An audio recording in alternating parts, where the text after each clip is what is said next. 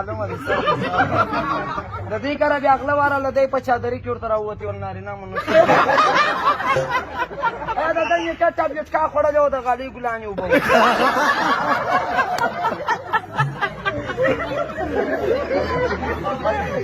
دغه ورځ ما د نایده سره نامعلومه دي یاران دا بیا بابوجي موټر رانیولی و په خونه کې د رویدۍ د باندې غماشې ونه خوري که دا مخ لکه د پاسو ډکوي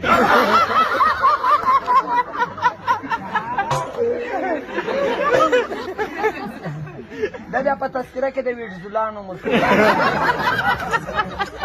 سړی نامعلومه دي یارانو بخښه کوي دا بیا هغه دغون چې کټو په غاړه کړی وول زه تور ژړم دې کور ته بر کاکش کې ساتي او ګرمي ورکښته کړو او د ده د انا نوم نه پستنګه